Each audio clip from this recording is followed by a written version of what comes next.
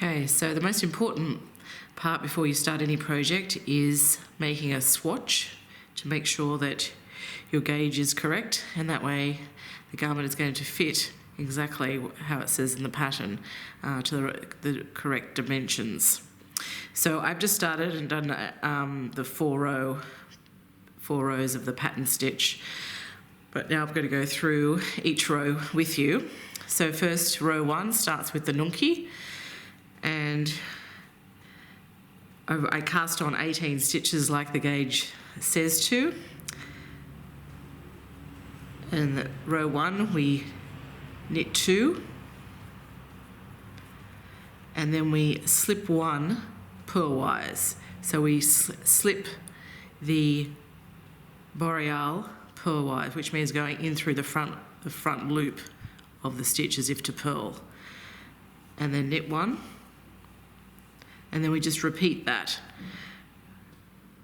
So slipping purlwise, so the needle goes through the front loop of the boreal and just pulls it off, and then knit 1. So slip 1 purlwise, and then knit 1. Slip 1, knit 1. Slip 1, knit 1. Slip 1 purlwise, and knit 1. Slip 1, knit 1.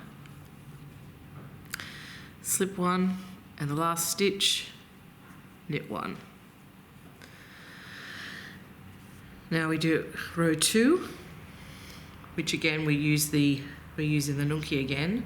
So it's basically it's 2 rows of the nunki, then 2 rows of the boreal, and we're going to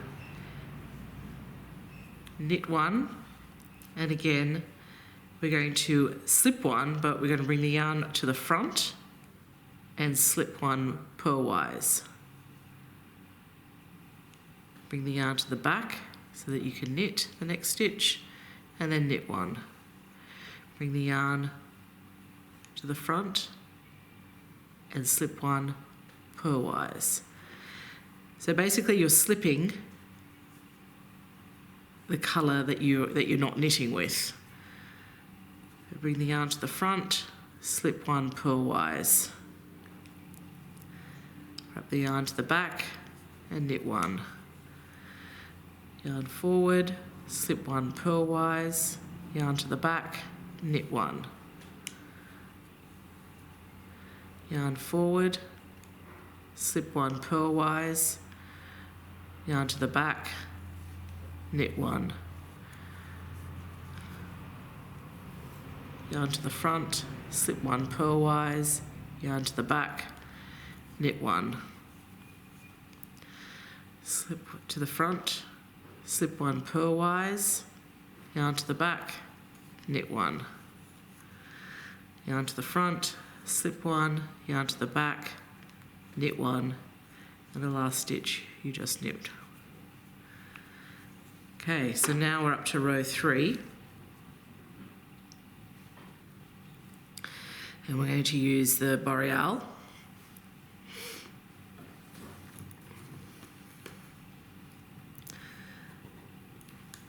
Okay, so we're going to knit 1, and then we're slipping purlwise again, and we're slipping the nunki, and we're just knitting the boreal.